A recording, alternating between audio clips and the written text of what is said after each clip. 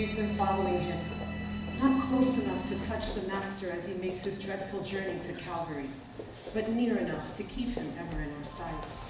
We are just a handful of Galilean women. Look, just a few of the hundreds who sat on the banks of the Lake of Gennesaret many times in the past 3 years to listen to him preach.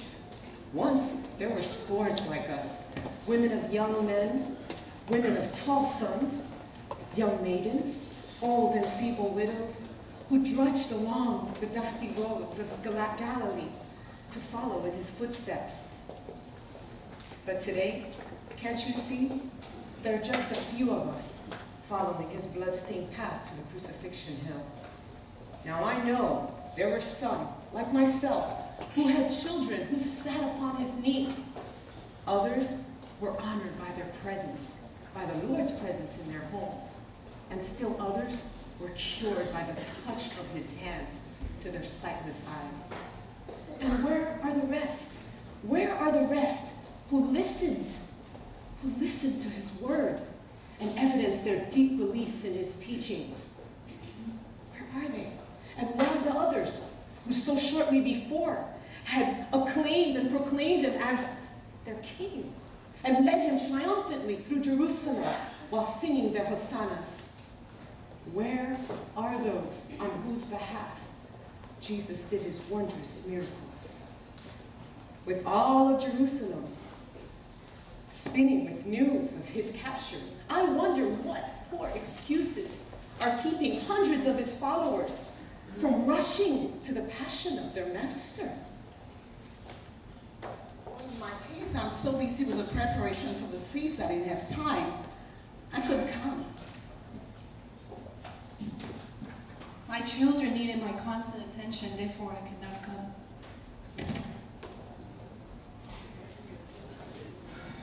I'm sorry. My husband thought it was indecent for me to be seen in public places, so therefore I kept it to my home.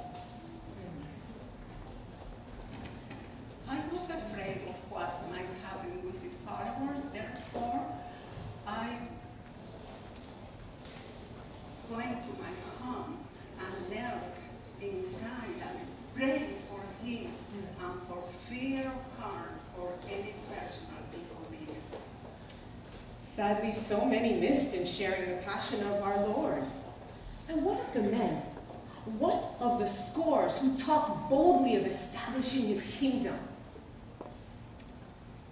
Why would they not attempt to rescue the man that they acclaimed as their king just 5 days ago? Were they too busy, engrossed in the business of procuring unleavened bread and preparing the supper room for Passover feast that night? Were some in the marketplace? Or had terror seized upon all hearts? Those were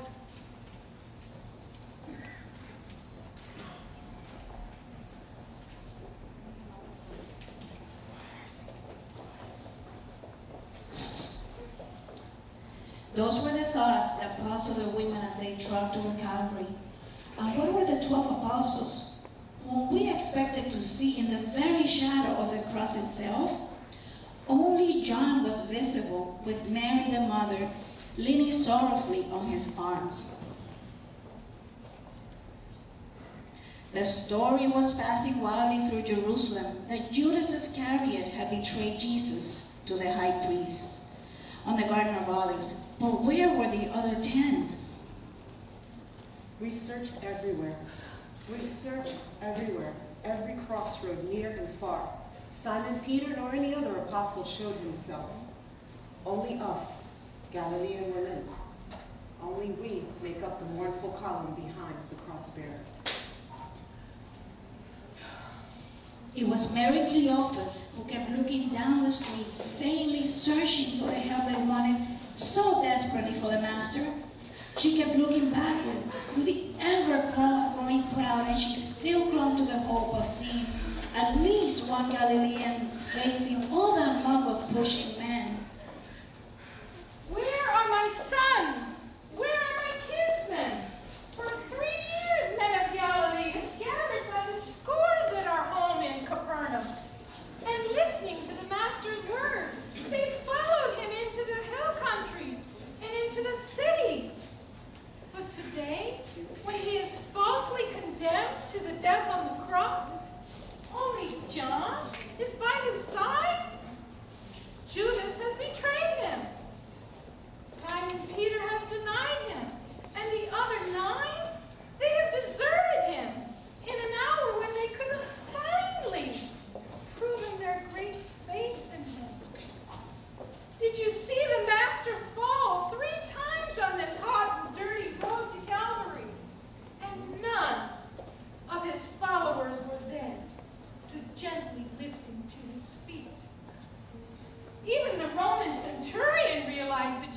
could not carry his cross alone.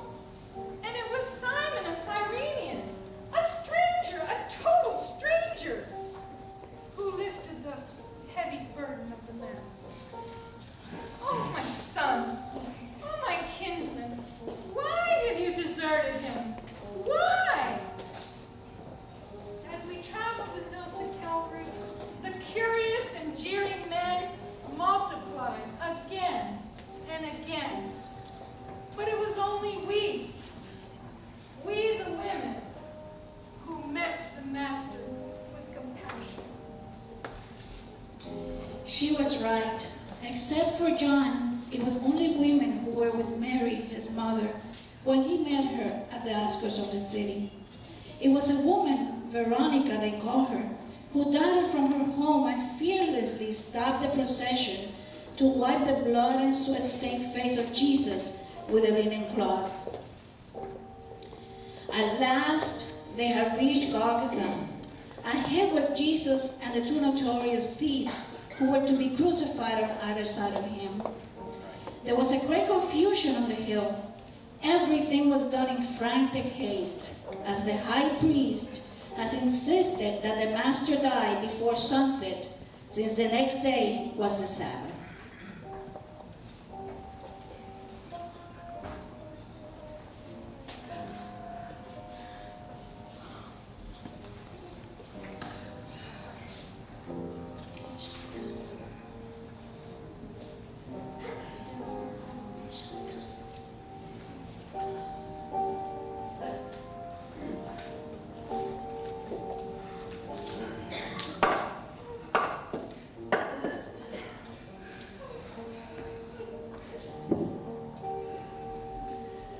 They are nailing him to a cross. And it is I, Mary of Magdala, who's driving every nail for my sin. He will hang in agony above ground until his body succumbs to death. For my willfulness, he was mocked, and for my vanity, he was spit upon and blasphemed. For my pleasures, he still wear a crown of thorns. Though he has forgiven the iniquity of my pleasure-driven days in Magdala, still he must suffer this ignominy to expiate them. I, and every sinning man and women from generation past and generation yet to come, I brought my Lord to this hill of pain and humiliation. There are hundreds of thousands, yes, even million upon million of sinners for whom this precious blood will spill. But few of us are here today to share his agony and ask for his forgiveness. Oh, my friends, will you not learn a lesson from this bitter day and cast out sins of lust and greed and inhumanity that nailed him to a cross? Look, he hangs there now, raised with a jolt that rocked this hill. His eyes are glazed, his head is bent, his blood is staining the ground at my feet. My brothers and sisters, think often of this blood-stained hill of Golgotha.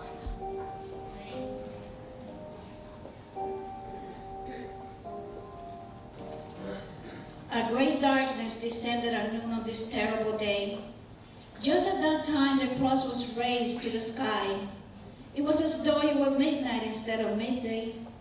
Some of the crowd became frightened and ran away. They could do nothing but to watch his agony, which became more and more intense as the hours passed.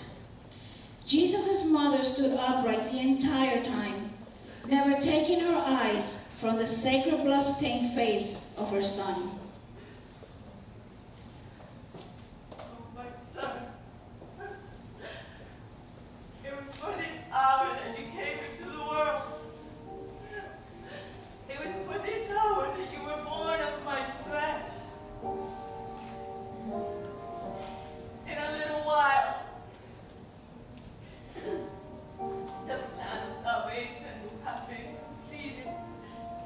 redemption of mankind would be accomplished. The suffering and pain of these people who love you is necessary for that accomplishment. And to that end, I humbly submit myself to the will of God.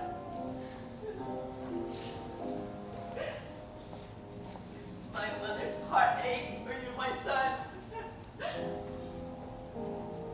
And it aches for all the generations that brought this agony upon you. As I stand here, looking at the last drops of your blood fall and stain the ground where I stand, I finally realize the extent of your love for mankind.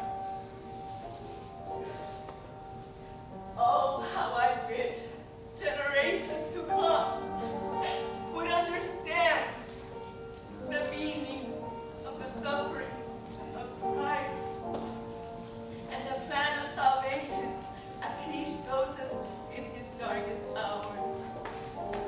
They will, Mary. They will. No.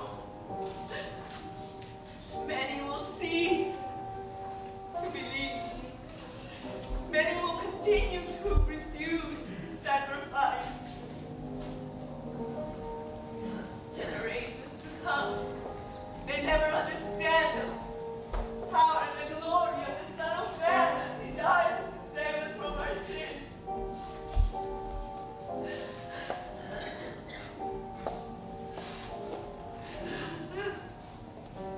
Mary. But we have you, Mary.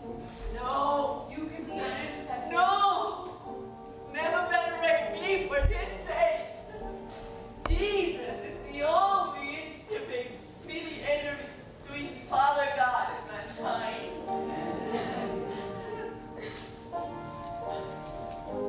From the foot of the cross they washed Mary his mother, Mary of Magdala, Mary Cleophas, and a handful of nameless Galilean women, powerless to do no more than to offer him the comfort of their presence.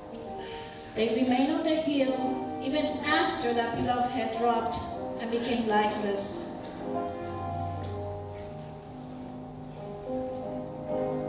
Let us pray and minister to the broken and bloody heart. Surely, this man was the Son of God. And when they laid him gently on the tomb, they still stood by, the mother, the penitent, and the sorrowing women who share with the world the passion of Jesus, their Lord.